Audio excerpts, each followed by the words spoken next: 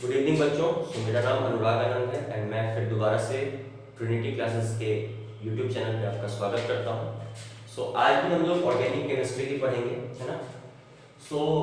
ये second lecture होगा class 11 के ऑर्गेनिक केमिस्ट्री का। तो यहाँ पे हमें अगर कोई भी मॉलिक्यूल दे दे और हमसे पूछा जाए कि बताइए उसमें number of pi bonds and sigma bonds कितने हैं, ठीक है। तो सबसे पहले हम लोग इसका छोटा सा कॉन्सेप्ट ले लेते हैं। जैसे मान लीजिए 3 केस लिया हमने।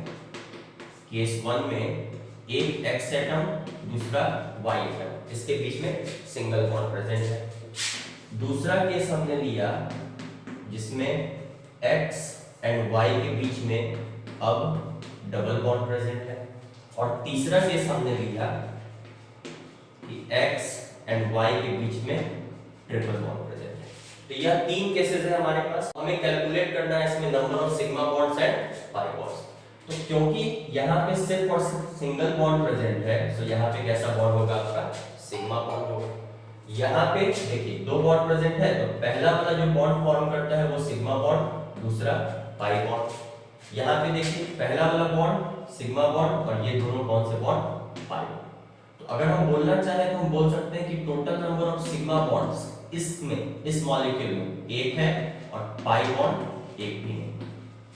इस मॉलिक्यूल के लिए सिग्मा बॉन्ड 1 है, पाई बॉन्ड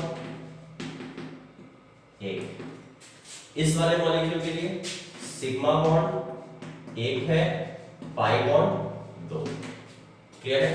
तो अगर सिंपली कॉन्सेप्ट बनाया जाए तो अगर सिर्फ एक बॉन्ड प्रेजेंट है तो वह प्रॉपर सिग्मा बॉन्ड होगा। अगर 2 बॉन्ड प्रेजेंट है तो एक बॉन्ड सिग्मा होगा, एक बॉन्ड पाई होगा। अगर 3 बॉन्ड प्रेजेंट है तो एक बॉन्ड सिग्मा होगा और 2 बॉन्ड पाई। चलिए इसका स्क्रीनशॉट ले लीजिए, नोट्स बनाना है, मिटा लें।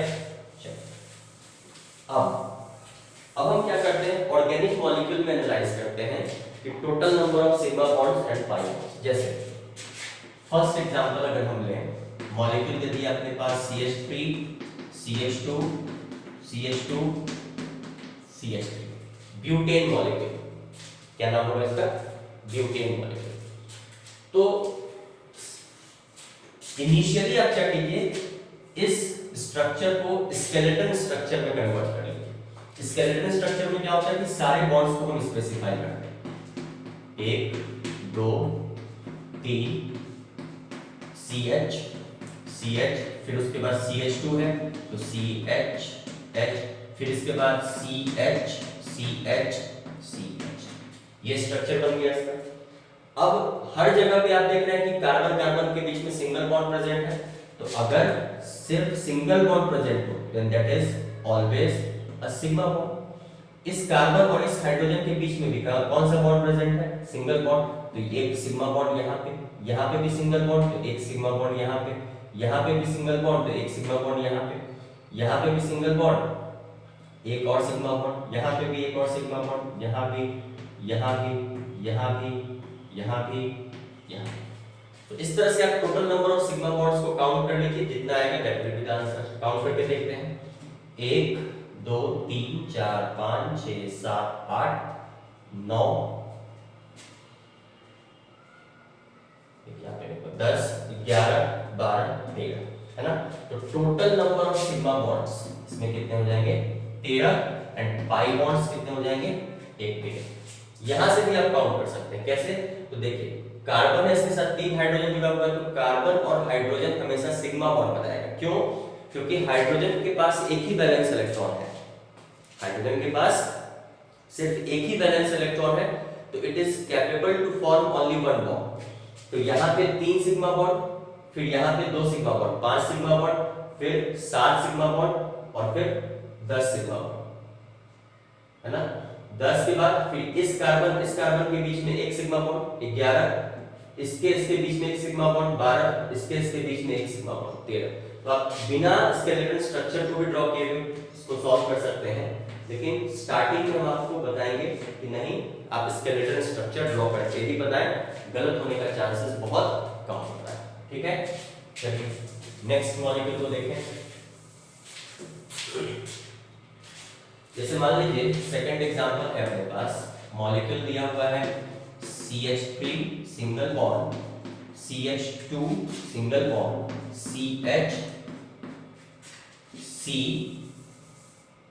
Triple bond, CH, CH double bond, CH2।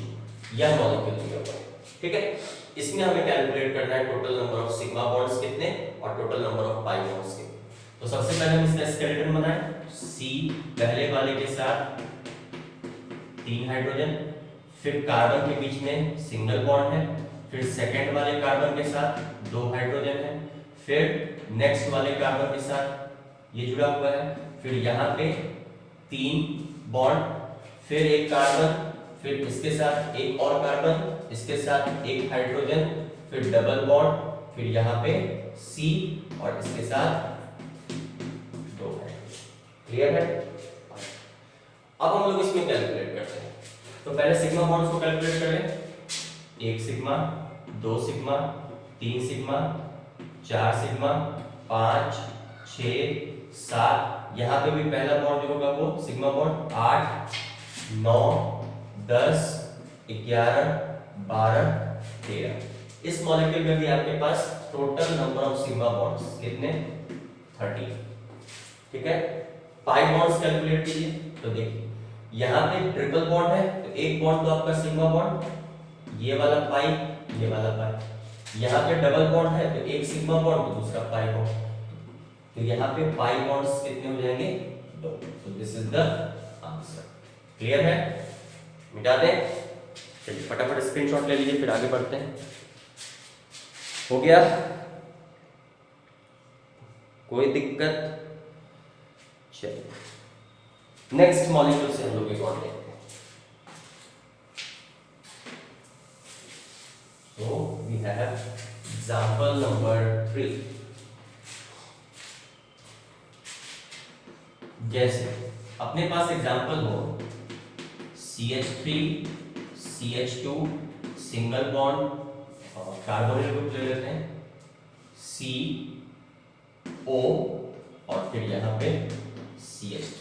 ये मॉलिक्यूल घबराइए नहीं, ये भी एक ऑर्गेनिक मॉलिक्यूल है। नॉमेनक्लेचर में हमें इसका भी नॉमेनक्लेचर पढ़ेंगे जब फंक्शनल ग्रुप इंट्रोड्यूस होगा। ठीक है, चलिए यहाँ से स्टार्ट करते हैं। कार्बन, इसके साथ एक हाइड्रोजन, इसके साथ दूसरा हाइड्रोजन, इसके साथ तीसरा हाइड्रोजन, फिर CH, H, फिर C।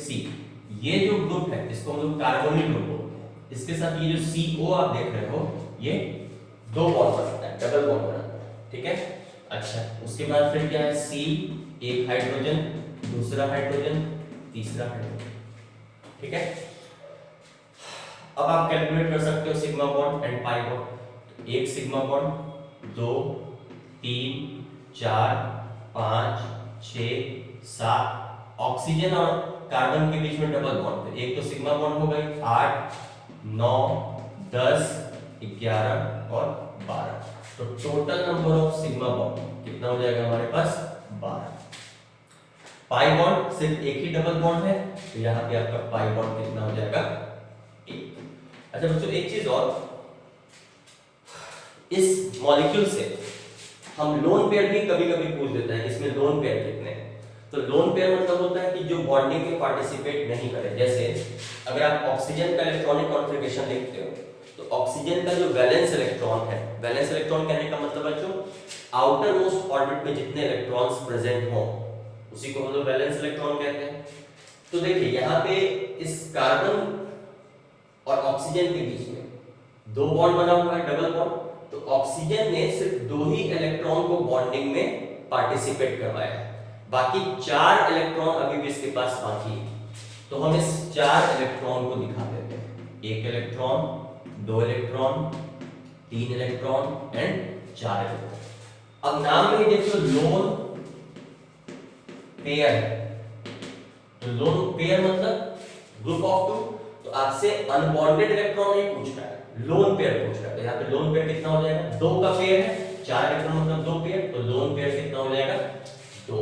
अगर आपसे पूछता अनशेयर्ड इलेक्ट्रॉन्स कितने हैं, अनशेयर्ड इलेक्ट्रॉन्स, तो 4 इलेक्ट्रॉन ने बॉन्डिंग में पार्टिसिपेट नहीं किया है, तो हम क्या कहेंगे, अनशेयर्ड इलेक्ट्रॉन 4 है। क्लियर है यहां तक? देख लीजिए, फिर हम लोग आगे बढ़ते हैं। फटाफट इसका स्क्रीनशॉट ले लीजिए। क्लियर? चलिए नेक्स्ट आगे बढ़ें। चलो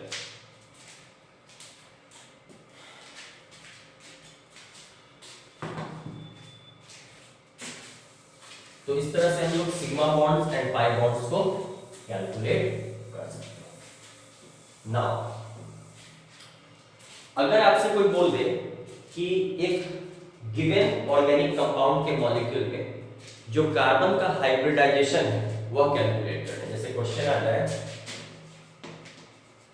calculate the hybridisation of carbon in an organic compound। कोई सा भी हमारे पास ऑर्गेनिक कंपाउंड दिया हो और उसमें हमसे बोल दे कि कार्बन का आपको हाइब्रिडाइजेशन बताना है, तो कैसे हम इसको एक्सप्लेन करेंगे। जैसे मान लीजिए अपने पास एक क्वेश्चन है, कहता है CH3 CH2 Br, यह एक ऑर्गेनिक कंपाउंड है, हेलो अल्केन्स कैटेगरी में आगे हम लोग पढ़ेंगे।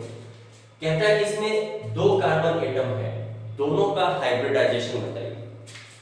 तो हाइब्रिडाइजेशन के लिए एक छोटा सा कॉन्सेप्ट हम आपको बता देते हैं, ध्यान में रखिएगा। किसी भी कार्बन का अगर टोटल 4 सिग्मा बॉन्ड है तो उसका हाइब्रिडाइजेशन होगा sp3। क्या बोल रहे हैं हम कि किसी भी कार्बन के पास अगर टोटल 4 सिग्मा बॉन्ड है तो उसका हाइब्रिडाइजेशन होगा sp3। अब d नहीं हो सकता है, क्यों? क्योंकि कार्बन के पास तो d ऑर्बिटल है ही नहीं। अच्छा, अगर किसी भी कार्बन एटम के पास 3 सिग्मा बॉन्ड है तो उसका हाइब्रिडाइजेशन होगा sp2। अगर 2 है तब उसका हो जाएगा sp। तो यही 3 हाइब्रिडाइजेशन स्टेट कार्बन शो करता है। देखते हैं जैसे इस मॉलिक्यूल में अगर आप इसका स्केलेटन स्ट्रक्चर बनाओ तो CH H H, फिर क्या है अपने पास CH H और Br। अब कैलकुलेट करो, कार्बन और ब्रोमीन सिंगल बॉन्ड बनाया तो दिस इज सिग्मा बॉन्ड। यहाँ पे ये भी एक सिंगल बॉन्ड है सिग्मा बॉन्ड, ये भी एक सिंगल बॉन्ड है सिग्मा बॉन्ड, ये भी एक सिंगल बॉन्ड है सिग्मा बॉन्ड। इस तरफ आ जाओ, ये भी एक सिंगल बॉन्ड है सिग्मा, ये भी सिग्मा, ये भी सिग्मा। तो अगर हम बात करें बच्चों इस कार्बन एटम की, तो आप ध्यान से देखो तो इस कार्बन ने 4 सिग्मा बॉन्ड बनाया, टोटल 4 सिग्मा बॉन्ड। और हम आपको बताएं कि अगर 4 सिग्मा बॉन्ड बनाएगा तो हाइब्रिडाइजेशन इसकी क्या होगी sp3। सो हम कह सकते हैं कि C1 मान लीजिए इसको और इसको C2 मान लीजिए, तो C1 की हाइब्रिडाइजेशन कितनी है sp3 है। क्लियर है? उसी तरह से इस कार्बन को देख लो, तो इस कार्बन में C2 इसकी हाइब्रिडाइजेशन कितनी है, तो यहाँ पे भी देखो 1 2 3 4 सिग्मा बॉन्ड बन रहा है, तो इसकी भी हाइब्रिडाइजेशन क्या हो जाएगी sp3। क्लियर है? नोट कर लीजिए, फटाफट नोट कर लीजिए, फिर हम लोग आगे बढ़ते हैं। स्क्रीनशॉट ले लीजिए। नेक्स्ट मॉलिक्यूल को आप खुद से एक बार ट्राई कीजिए।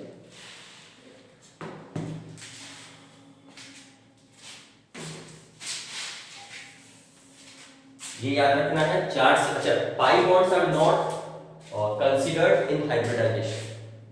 पाई बॉन्ड्स या फिर लोन पेयर को भी हम कंसीडर नहीं करते। ठीक है, चलिए तो जैसे सपोज कीजिए अपने पास मॉलिक्यूल है CH3 CH2 CO CH3। इसमें आपको सारे कार्बन एटम का हाइब्रिडाइजेशन बताना है।